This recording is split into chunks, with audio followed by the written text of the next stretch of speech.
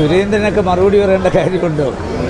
കാര്യം ഇത്രയും വർഷമായി കേരളത്തിൽ രാഷ്ട്രീയ പ്രവർത്തനം നടത്തിയിട്ട് ഒരിടത്ത് പോലും വിജയിക്കാൻ കഴിയാത്ത സുരേന്ദ്രന് കോൺഗ്രസ് പാർട്ടിയോട് കടുത്ത അസൂയുണ്ട്. കോൺഗ്രസ് മുക്ത ഭാരതം കെട്ടിപ്പടുക്കാൻ നടക്കുന്ന ഒരു പാർട്ടിയുടെ നേതാവിൻ്റെ കമൻറ്റുകൾക്ക് മറുപടി പറയുന്നത് തന്നെ മോശമാണ്. അതുകൊണ്ട് ഞാൻ അതിനെക്കുറിച്ച് പ്രതികരിക്കുന്നില്ല. എന്തായാലും ബി ജെ പിയുടെ കുറേ നേതാക്കന്മാർ മത്സരിച്ചല്ലോ, ഏതെങ്കിലും ഒരാൾ ജയിച്ചോ? ഇവിടെ പ്രധാനമന്ത്രിയുടെ രണ്ട് വിശ്വസ്തരായ കേന്ദ്രമന്ത്രിമാർ ഈ തെരഞ്ഞെടുപ്പിൽ പരാജയപ്പെട്ടു.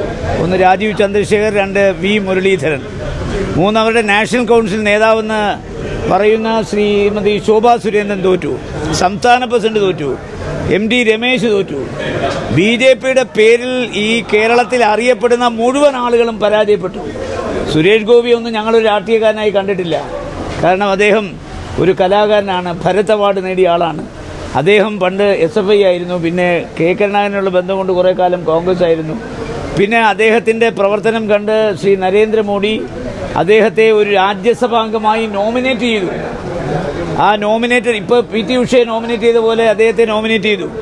കഴിഞ്ഞ പ്രാവശ്യം അദ്ദേഹം തൃശ്ശൂരിൽ പരാജയപ്പെട്ടു. സാംസ്കാരിക തലസ്ഥാനമായ തൃശ്ശൂരിൽ അദ്ദേഹം അതിനുശേഷം കോൺസെൻട്രേറ്റ് ചെയ്തു. രാഷ്ട്രീയത്തിന് അതീതമായൊരു വിജയമാണ് അദ്ദേഹത്തിന് കിട്ടിയത്.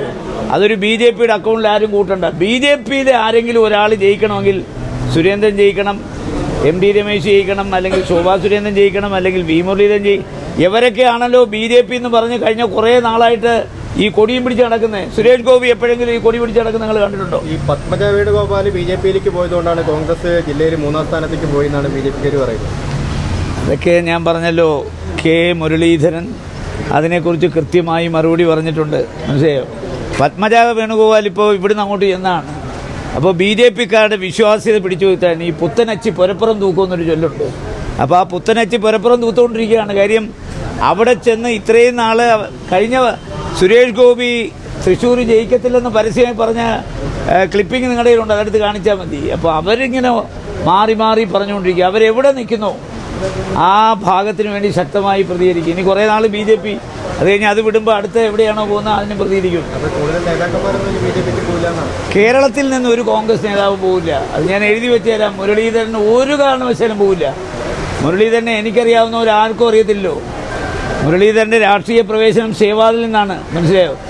ഞാൻ പറയുന്നു അയാൾ ഒരു കാരണവശാലും BJP പോവില്ല. ഈ ജന്മം പോവില്ല. ഇനി അടുത്ത ജന്മം എനിക്ക് പറയാൻ പറ്റില്ല.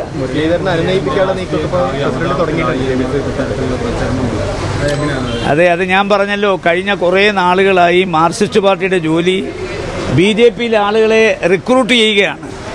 ഒരു റിക്രൂട്ടിംഗ് ഏജൻസിയായി അതപ്പതിച്ചിരിക്കുന്നു. മാത്രമല്ല, നിങ്ങൾക്കറിയാമല്ലോ, നരേന്ദ്രമോദിക്കെതിരെ ഇന്ത്യ മൊത്തം അതിശക്തമായി മുഖത്തോട് മുഖം പോരാട്ടം നടത്തുന്ന രാഹുൽ ഗാന്ധിയാണ്.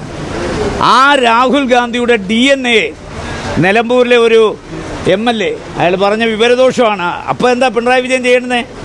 ആ വിവരദോഷിയായ MLA തിരുത്തണം. മോട്ടിലാൽ നെഹ്റുവിൻ്റെ കുടുംബം, ജവഹർലാലിൻ്റെ കുടുംബം, ഇന്ദിരയുടെ കുടുംബം, രാജീവിൻ്റെ കുടുംബം, അതിൻ്റെ DNA ചോദ്യം ചെയ്ത് അതിനെ പ്രോത്സാഹിപ്പിച്ചു. കഴിഞ്ഞ കുറേ നാളുകളായി പിണറായി വിജയൻ നരേന്ദ്രമോദിയല്ല ആക്രമിക്കുന്ന രാഹുൽ ഗാന്ധിയാണ്. അതോടുകൂടി കേരളത്തിലെ മതന്യൂനപക്ഷങ്ങൾക്ക് മനസ്സിലായി ഇയാൾ നരേന്ദ്രമോദിയുടെ ഒരു രണ്ടാം പതിപ്പാണെന്ന്. അതുകൊണ്ടാണ് ഇത്ര ദയനീയമായ പരാജയം അവർക്ക് കേരളത്തിൽ സംഭവിച്ചത്.